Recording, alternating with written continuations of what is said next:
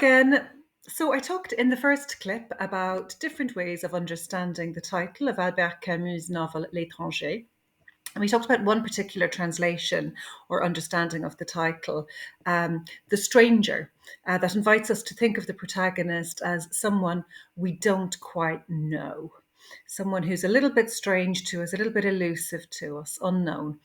In the second clip, I talked about the opening line of the novel and how it sets up a kind of empathy or complicity with the narrator that is then undermined by the line that immediately follows it. In this third and final clip, I'd like to reflect on the most famous passage of the novel, featured on many of its cover illustrations, as you can see on this slide.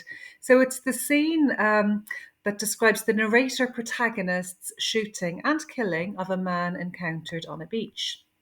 Now, I'd like us to bear in mind the idea that the narrator may not be entirely known to us, and also the idea that the text sets up a complicity with the narrator protagonist that we might be wise to resist, at least partially.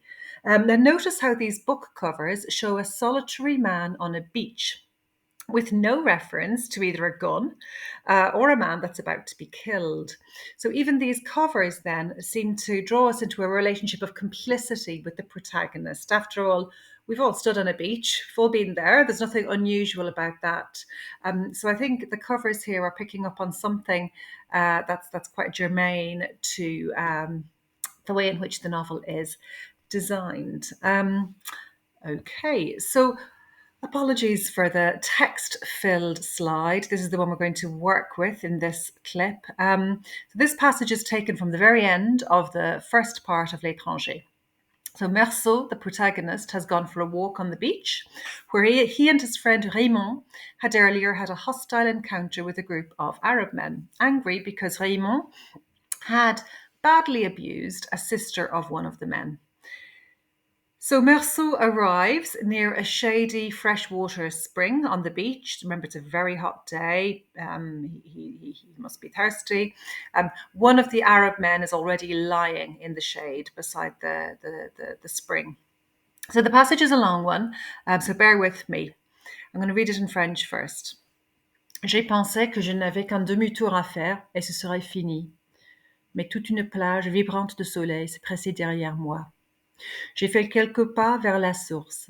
L'Arabe n'a pas bougé. Malgré tout, il était encore assez loin.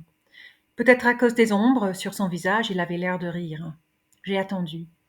La brûlure du soleil gagnait mes joues et j'ai senti des gouttes de sueur s'amasser dans mes sourcils. C'était le même soleil que le jour où j'avais enterré maman. Et comme alors le front surtout me faisait mal et toutes ses veines battaient ensemble sous la peau. À cause de cette brûlure que je ne pouvais plus supporter, j'ai fait un mouvement en avant. Je savais que c'était stupide, que je ne me débarrasserais pas du soleil en me déplaçant d'un pas. Mais j'ai fait un seul pas en avant. Et cette fois, sans se soulever, l'Arabe a tiré son couteau qu'il me présentait dans le soleil. La lumière a giclé sur l'acier et c'était comme une longue lame étincelante qui m'atteignait au front. Au même instant, la sueur amassée dans mes sourcils a coulé d'un coup sur les paupières et les a recouvertes d'un voile tiède et épais. Mes yeux étaient aveuglés derrière ce rideau de larmes et de sel. Je ne sentais plus que les cymbales du soleil sur mon front, et, indistinctement, le glaive éclatant jaillit du couteau toujours en face de moi. Cette épée brûlante rongeait mes cils et fouillait mes yeux douloureux. C'est alors que tout a vacillé. La mer a charrié un souffle épais et ardent. Il m'a semblé que le ciel s'ouvrait sur toute son étendue pour laisser pleuvoir du feu. Tout mon être s'est tendu et j'ai crispé ma main sur le revolver. La gâchette a cédé. J'ai touché le ventre poli de la crosse et c'est là, dans le bruit à la fois sec et assourdissant, que tout a commencé. J'ai secoué la sueur et le soleil. J'ai compris que j'avais détruit l'équilibre du jour, le silence exceptionnel d'une plage où j'avais été heureux. Alors j'ai tiré encore 4 fois sur un corps inerte, où les balles s'enfonçaient sans qu'il y parût. Et c'était comme 4 coups brefs que je frappais sur la porte du malheur. Okay, so I've highlighted in red the places where the narrator seems to place responsibility for his own actions on the heat and the light of the sun and the physical effects that the heat and the light have on him. The heat of the sun makes him sweat and makes his head hurt and throb. And of course, the sweat runs down into his eyes and blinds him. I've highlighted the direct references to the sun in green. There are 5 of them, so not too many, but the sun is also indirectly presented in the descriptions of the heat and the light. So, firstly, the intolerable heat makes Marceau move forward. Next, the light of the sun, which hits the knife in the hands of the other man, dazzles him and even strikes him on the forehead, much as a knife might. If you were reading this passage quickly, you might even think that the Arab had struck Marceau with the knife, but this is just a simile. The light is like a gleaming blade. So the sweat falls into Marceau's eyes, covering them with a thick veil, blinding them. The heat continues to beat down on Marceau, and the light reflecting off the knife is no longer just compared to a blade. It is a sword. It's un glaive éclatant. So we have a movement from the sun being like a blade to the sun being a sword, or the light being a sword. The simile becomes a metaphor. So when we read cette épée brûlante, ronger mes cils et fouiller mes yeux douloureux, we may almost have forgotten that this is not a real sword. It's just light reflecting from a knife. That's quite a distance away still, as the text tells us. So the Arab has not attacked Marceau, even if the imagery of the text, its similes and metaphors, suggests that somehow he has. So when Marceau finally shoots the man, it reads almost as an act of self-defense against the sun and the light, and also somehow, indirectly and bizarrely, against this other man who has not in fact attacked him, who has merely held a knife up. And remember, this is from a defenseless position. We're told that he's lying down. He hasn't moved. So yeah.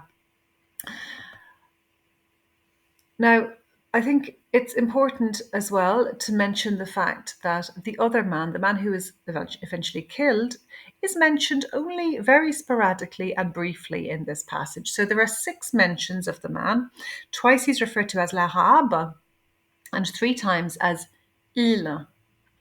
The other time he's referred to is as un corps inerte. So at one point he's just a dead body, but even before that, he's almost, a passive body. He's almost not present in the text. It's as though he's been erased from it in some way. So the other man seems almost incidental to his own killing. Hardly present at all. And in the courtroom case that follows the murder, he'll also be presented as incidental, as marginal, as Camus himself points out in the preface that he published, the preface to the novel that he published in 1958. The court is much more interested in Marceau as a character than in his killing of the man. So in fact, he's condemned for not grieving his mother, is in the normal way, is what Camus says, and not for the crime of having killed an Arab man. Okay, so for contrast then with these references to the man who's killed, have a look at the number of times that the narrator refers to himself in blue here. So there are 20 instances in this passage of je, 2 instances of moi, and 6 occurrences of mais. There's only 1 use of the object pronoun se for the Arab, sans se soulever, but there are 6 occurrences of me referring to the narrator. So the imbalance, the focus on the narrator protagonist is absolutely clear here if we analyze the grammar.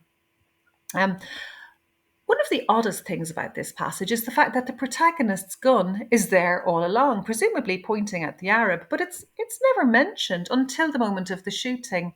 So we were told, now let's have a look at the text itself. We were told on the previous page that Marceau feels, he tightens his grip on the revolver in his jacket, in his pocket. and we know that he had so we know that he had taken the gun with him on his walk. We know it's there in his pocket, but really we're taken by surprise when we read J'ai crispé ma main sur le revolver, la gâchette a cédé, because what has happened between the gun being in the pocket and the gun basically shooting at the man? A lot of things have to happen. As the French literary critic Yves Ancel points out, a lot needs to happen between a gun sitting in your pocket and a gun being pulled in a way that actually successfully shoots a man. The gun needs to be taken out, it needs to be pointed in the right direction at the very, very least, and neither of these two basic actions is mentioned in the text. Instead, we read all about the violence of the heat and the light acting upon Meursault, the tiny details about the sweat in his eyes, and nothing about his hand actually taking the gun out of his pocket. So the narrator presents his character as acted upon rather than acting. So is he hiding something from us here by omitting key details? And what do we make of la gâchette a cédé? It's a very clever way of exonerating himself, really, isn't it? It's not j'ai tiré sur la gâchette, it's la gâchette a cédé, as if Meursault, the protagonist, and a narrator, had absolutely nothing to do with this gun shooting itself. So, in the latter part of the text, which takes place in the courtroom, a lot of it, Meursault doesn't get to defend himself. He opts not to give an account of events. But really, as critics have pointed out, this first half of the text really is his account of himself. It's his way of excusing himself, exonerating himself for the crime. So we need to be very careful reading this text. And here is where I'm going to put on my very appropriately absurd judge's wig, because really I think this is where we need to decide. We need to judge, and it's really up to you, up to us as readers, to judge whether Meursault is giving us an honest and naive and quasi-heroic account of events. Is he really telling the truth? Or is he being disingenuous, as some critics have suggested? Is he telling us a selective and self-serving version of the truth? So Meursault will ultimately be found guilty by the judge of what, it's not entirely clear. But we as readers are also judges. We don't need to accept the author's version of events, his sort of quasi-heroic reading of Meursault. We need to pay attention as readers to the words on the page, in this novel as in others, and draw our own conclusions. So Meursault, is he a cold-blooded murderer, or is he a hero of the absurd? À vous de juger. Merci beaucoup.